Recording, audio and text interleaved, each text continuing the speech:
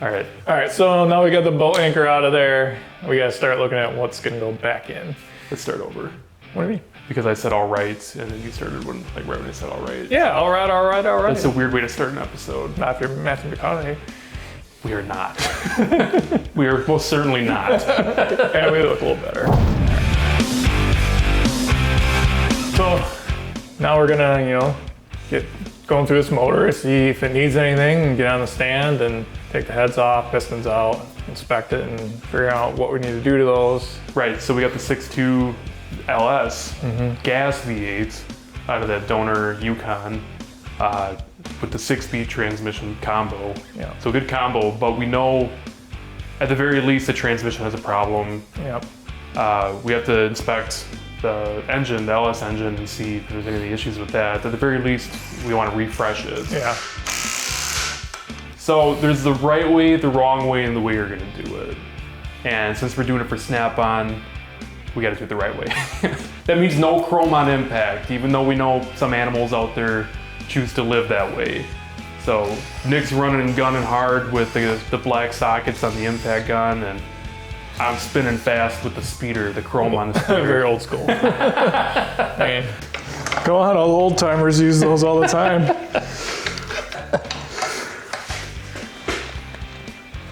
All right, give me the power tools. No, keep going there, old man. All right, manifolds. This one's got 4 bolts left out of 6. Not bad, not bad. Let's try it without FDX first, otherwise we might need to get bailed out. I'd go switch FDX right away. Oh, no, we're good. Good. Nick hates this ratchet, but it's like always been one of my favorite ratchets. Both broken off below flush. That's unfortunate. Your specialty. Gonna have to get the welder out for that one. Wow. Going right for the impact, huh? I'm a little bit nervous about how much work you're gonna make for me to extract these.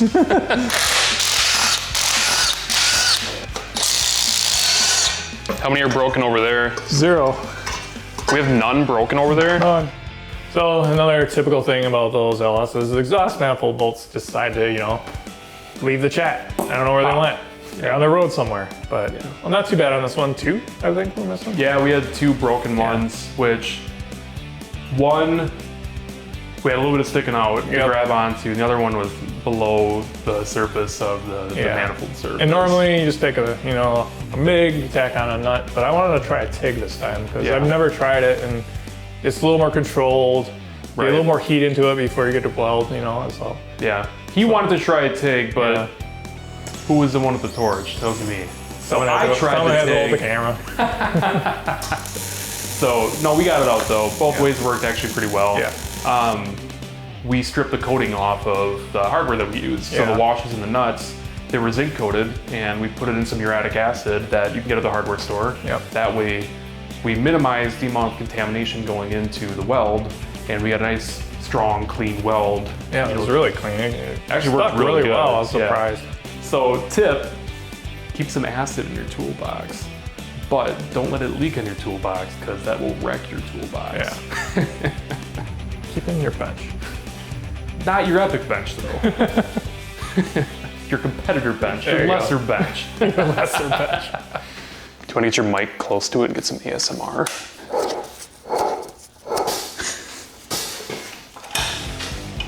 Well, the big reveal.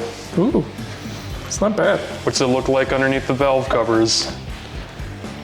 This will tell us how much work we got ahead of us. I've seen worse.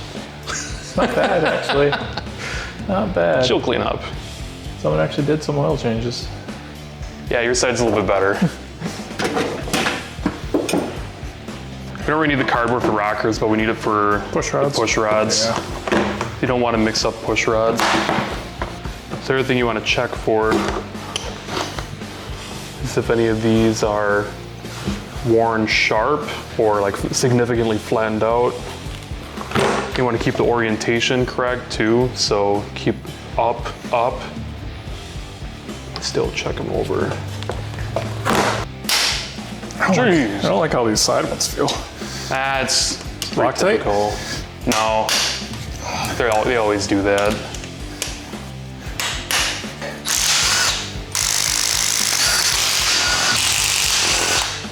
America's favorite needle nose.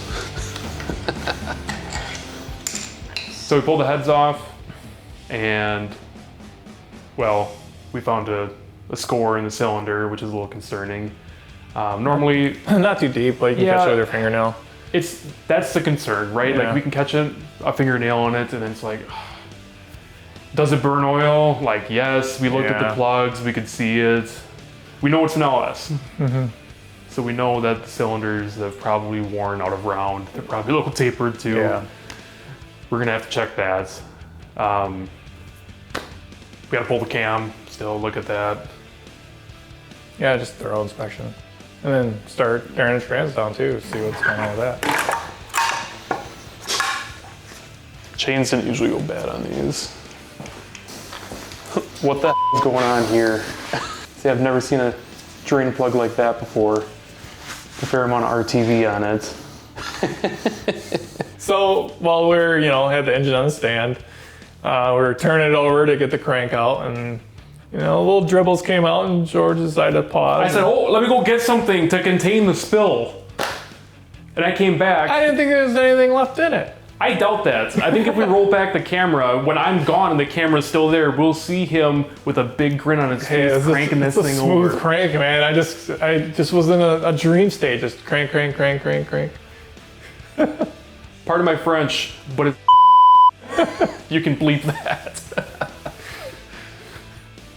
Won't be the last spill. Yeah, like there's bosses in here. Weird. We get a little bit of schmoo down in there. Not bad though.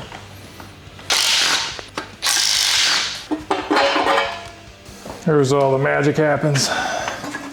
Get you a rag. This one's not good.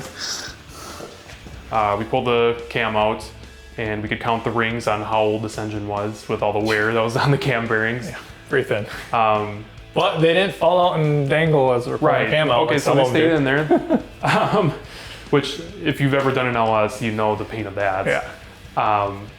We pulled the crank out, and I mean, we had to fight some of those main bearing bolts coming out. But that's just kind of the nature of a torque to yield. Yeah. When they're screaming at you when you're taking them out. But we did it with a 3/8, a long 3/8, but heck yeah. But the bearings looked really good. Yeah, honestly, I was really surprised by the condition of the crank. Like the journals all look good on the mains and the rods. Yeah, especially compared to the cam. Yeah. Big difference between the two.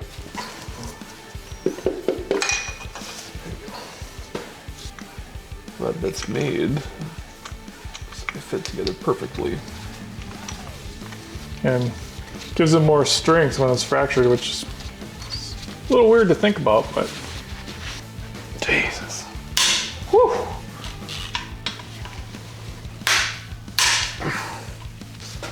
Let's take a look at what we got going on in here. It's somewhere. That's pretty good though.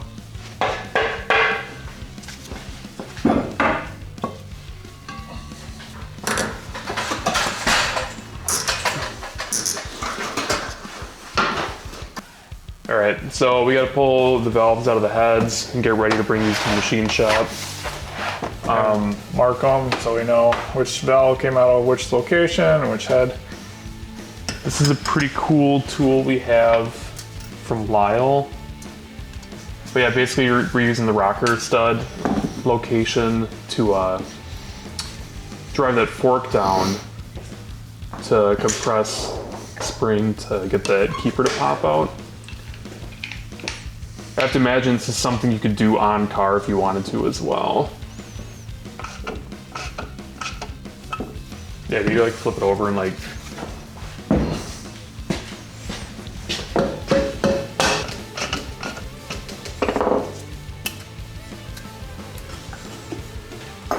Get the old beehive out of there. gotta make sure you don't have any big dents. Like it's like a ridge basically that'll wear in to the valve seats. And if we had that, we'd have to do a valve grind, which, I mean, we could do, but I don't want to do more work if we don't have to. So we got the motor taken apart. Now we know that there's a problem with the trans, so let's get that thing taken apart. Yeah, I was a little worried before we popped that pan. I thought there was gonna be a ton of metal in it. Why did you wear like your best like Eastern European sweatsuit over here? Why not? Comfortable. It's love sleeping in it. Why?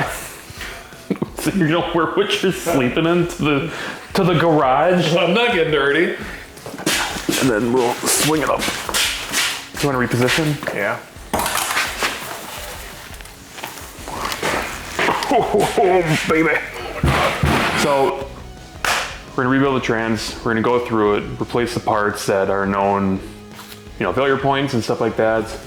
Put a little bit more, what do you want to call it, insurance, you know, some pieces like that in there. But one of the main things we're gonna do is address the torque converter, which is the main point of failure, and why anybody who's building anything with a 6-speed in it, they're putting a built converter in there.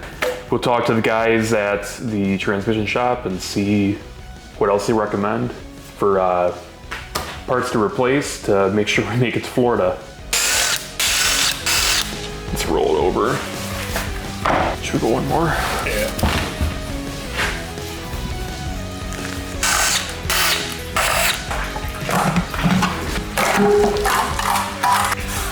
Expected worse.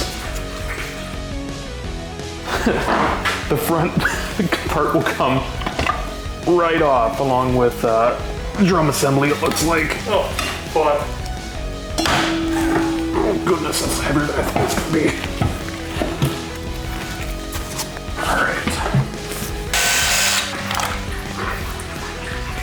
All right. But underneath this gasket plate here, we have something else that's a common point of failure.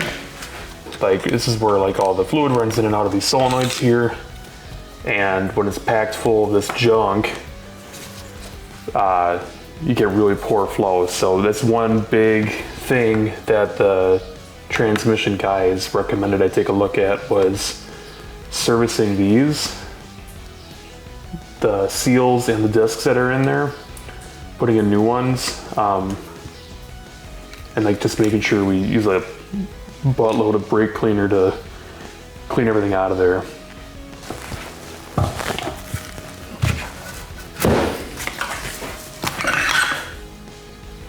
Just like that. So the other thing too you gotta be careful about is these different washers like this, because I don't know if this is a directional one, but they can be directional. So this is a half that we'll bring to get machined. So if you take a look at it, you can see these deep grooves right here that you can actually catch your finger in. And that can cause a number of problems with the actual pump being able to perform properly. So this one they can actually chuck up in the lathe and they can turn it and resurface it. And you'll see that once we bring it to the shop. So I'm not gonna be able to finish this tonight, but there's this monster snap ring. It's like 9.5 inches diameter. That's gotta come out, and I forgot to bring home our lovely SRP 26 super big snap ring pliers that's actually made for these 6-speeds. So I'll have to grab that from work and bring it back here. We were pleasantly surprised. We pulled the pan off and it wasn't that bad. We didn't see any chunks of anything in there, and that is like the worst with that 6L80, because if that torque converter clutch is metal on metal inside that torque converter, it sends metal everything downstream of that, and like it'll take out the pump, and once the pump's taken out, it's just carnage everywhere. This thing went into limp mode. We knew we wanted to do a build converter no matter what. Yep. So we're gonna get that up to the transmission shop, Dunham's. So we gotta make sure everything that is like gonna be machined, whatever is taken out and ready to go up there. And yeah, so now that's at a state too that once we can head up to West Dallas, like we're good to go. Yep. I didn't want to, but we had to take the bed off. So we're gonna pull the bed off of a 1984 Chevy that's been up north for, I don't know, I mean, long enough.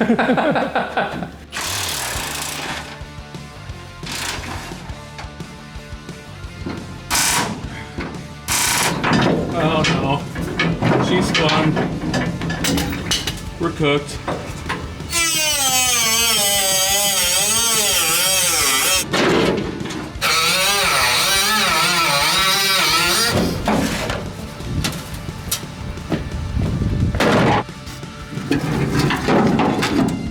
See, I'm not prying with this. I'm prying with this.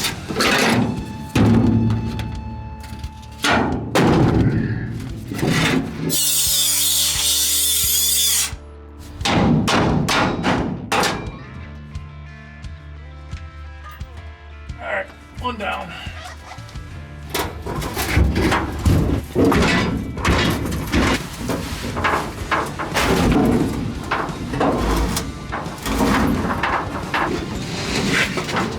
But we got it. I mean, we had to do some cutting, some prying, kind of like taking the front bumper off. That cutoff wheel was really the MVP here.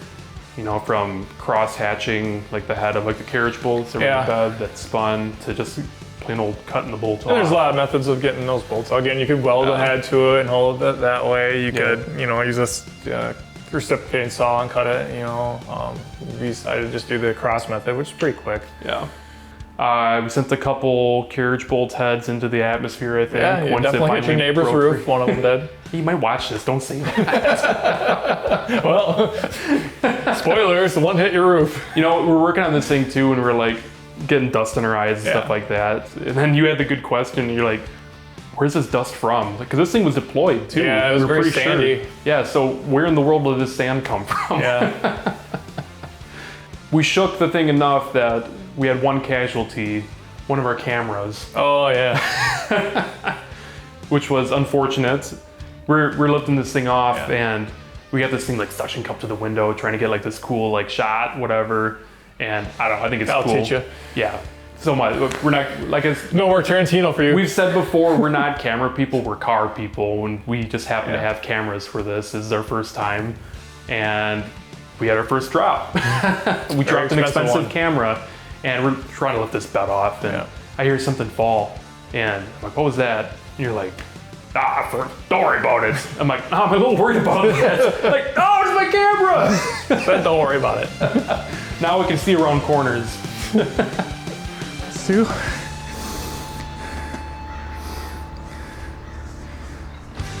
Ooh, landing right on the lens. My lens is right. But no, we got it off. We actually, we were able to successfully use the workbench as kind of a dolly to move it into the garage and stuff too. So it actually worked out really good. Yeah, but it's definitely heavier than I remember. I remember doing it when I was a lot younger, and it did seem as heavy. Yeah. We got the bed off and we started inspecting everything. Everything looked pretty good. Yeah, honestly, the fuel lines and the brake lines were good. Yeah. Frame was, we confirmed, was good underneath the bed.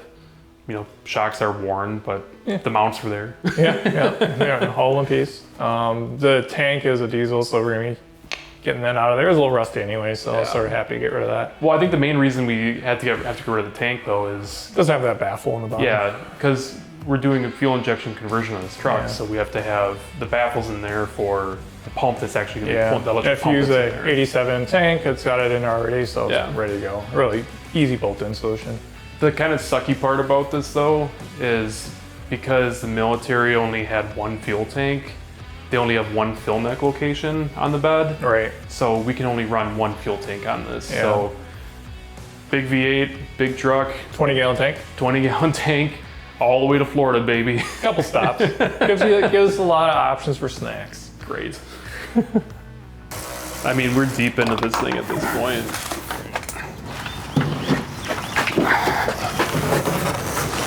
It isn't even that heavy. That's because I'm holding the heavy end.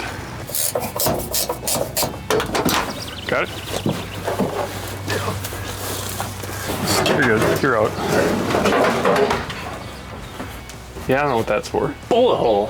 That's our ball. We got the bed off. Got the fuel tank out. We gotta get the cab off. Why'd you agree to take the cab off?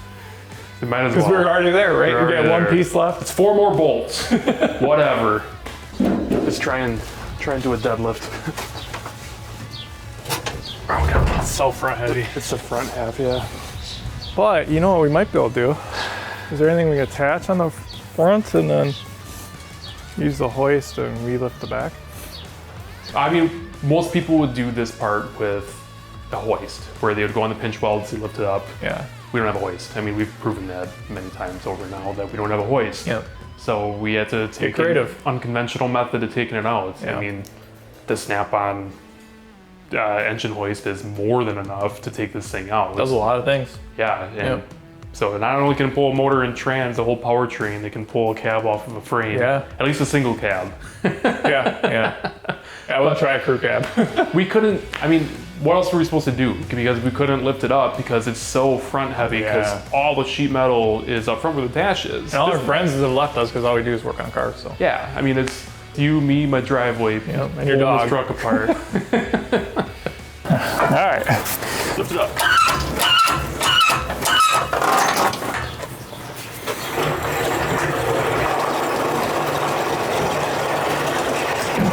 It's in lots of pieces. Yeah. I mean, it's, we put in all this time and we try and keep the energy and stuff up with it. But every once in a while, we kind of have a little reality check where like we've only taken things apart. Right, yeah, we haven't put Anything back together yet. But they always say the night's always darkest before the sun rises. That's really lame.